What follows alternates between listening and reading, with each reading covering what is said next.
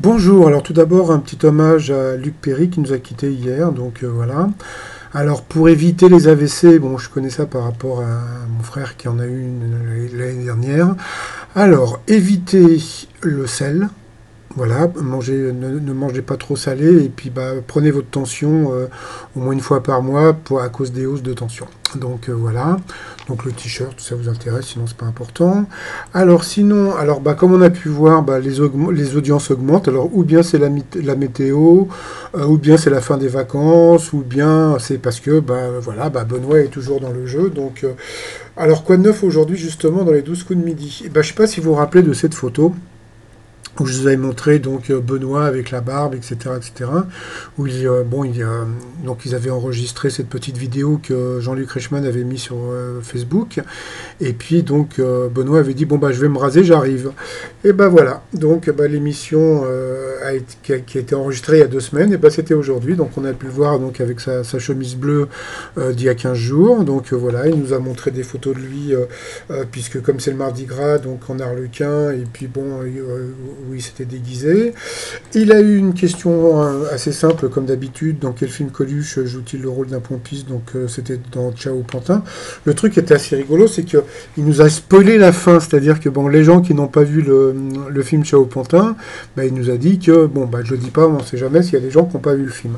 Donc le t-shirt Ciao Pantin, pour celles et ceux qui connaissent la ville du 93. Nous avions aussi donc Elsa, maquilleuse en Belgique, qui était venue avec sa jolie maman, qui a eu cette question: à quoi sert le petit tunnel que l'on trouve à l'entrée des igloos? Eh bien, c'était à conserver la chaleur. Eh bien voilà, je m'étais jamais posé la question. Et voilà à quoi sert l'entrée des igloos. Donc vous aviez aussi donc John de Montbéliard qui a peur du noir. Waouh.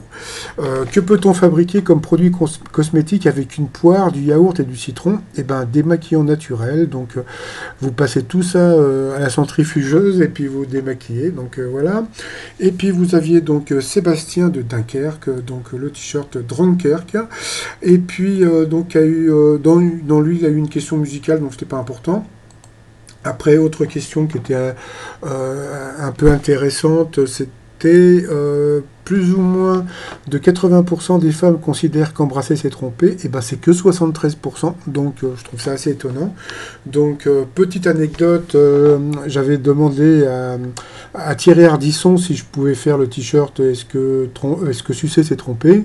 Donc j'avais envoyé un mail et tout, et puis il m'avait dit: si vous faites ça, je vous mets les avocats au cul. Donc voilà, donc pour finir, pour l'emmerder, je lui avais envoyé ce t-shirt, est-ce que saucer c'est tremper? Voilà, et il m'avait plus répondu. Voilà, donc ensuite, bravo à John d'avoir pris donc Benoît en duel, sauf que il est tombé encore sur une question hyper facile. Quel roman se déroule durant la guerre de sécession? Donc bien sûr, c'était Autant en emporte le vent.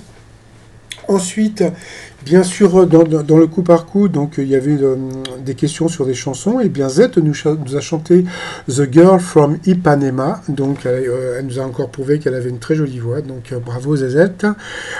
Sinon, deuxième duel. Donc quel territoire est l'un des 50 États des États-Unis d'Amérique? Donc hyper simple encore. Donc Hawaï. Ensuite, comme d'habitude, Benoît a éclaté,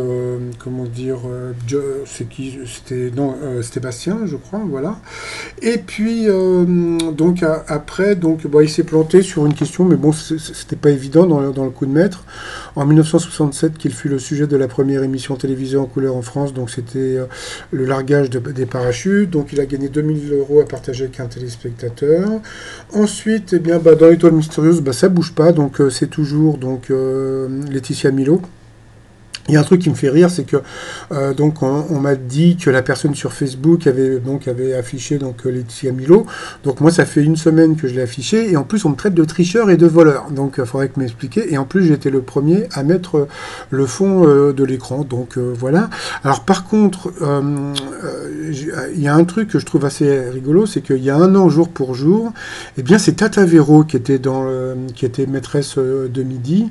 Donc je me demande si comment dire, si Benoît ne va pas rester comme Tatavero jusqu'au mois de juillet. Donc, eh bien, pour l'instant, on ne sait pas, puisque bon, les prochains enregistrements sera que le 18 mars.